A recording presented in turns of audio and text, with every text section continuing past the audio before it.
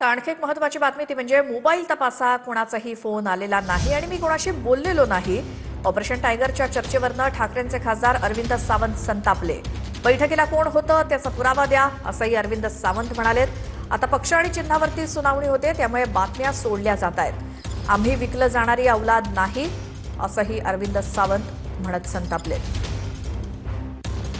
खोट्या बातम्या कशा दिल्या जातात म्हणजे अजून बातमी पूर्ण वाचली नाही. मला अनिल देसाईंनी ती बातमी पाठवली. मला आश्चर्य वाटलं की कुठेतरी बैठक झाली, त्या बैठकीला 6 जण हजर होते, बाकी 2 जण कुठे व्हिडिओ कॉलवर बोलले. माझं सगळे मोबाईल देतो तुम्हाला माझे. त्यात एका जरी ठिकाणी त्यांचा कोणाचा कॉल आला किंवा मी बोललो तर जी शिक्षा द्याल ती हजर घेईन मी. प्रत्येक खासदार आपापल्या कामात आहे.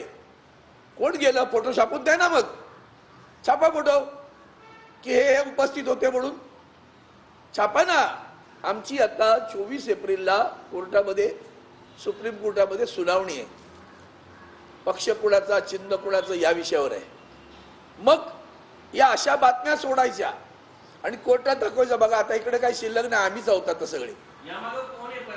हे कोण असतात तुम्ही ओळखा ना. विकली जाणारी माणसं आणि विकत घेणारी माणसं. ते विकत कोण घेत आहे महाराष्ट्रात, कोण कोणाला? हे विकली जाणारी औलाद नाही बरं का. तर आम्ही विकली जाणारी औलाद नाही असं म्हणत अरविंद सावंत संतापले. ऑपरेशन टायगरवरनं बुधवारी जी काही बैठक झाली, ठाकरेंच्या खासदारांना फोन केल्याची बातमी जी काही समोर आली, त्यामध्ये अरविंद सावंत या बातमीवरनं संतापलेत. बैठकीला कोण कोण होतं याचा पुरावा द्या असं अरविंद सावंत म्हणालेत. आता पक्ष आणि चिन्हावरती सुनावणी सुरू आहे, त्यामुळे अशा बातम्या सोडल्या जातात आणि अब्रू नुकसानीचा दावा करणार असल्याचं पत्र अरविंद सावंत यांनी स्वतः लिहिलंय. माझे फोन देखील तपासू शकता, त्यामध्ये त्यांच्याकडनं एक जरी फोन आलेला असेल तर दिलेली शिक्षा भोगायला मी तयार आहे. आम्ही विकली जाणारी औलाद नाही असं ऑपरेशन टायगर संदर्भातल्या बातमीवरती शिवसेना उद्धव बाळासाहेब ठाकरे पक्षाचे खासदार अरविंद सावंत भडकले. मला उभा चिरला तरी मी ठाकरेंसोबतच असे ठामपणे सावंत म्हणाले. राजीनामा दाखवलं तर आठवतं, तसं आता हे पत्र दाखवतो.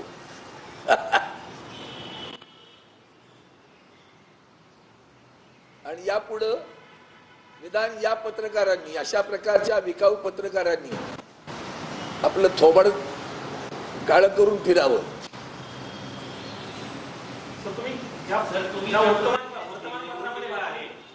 दिलं ना, मी खटला करणार.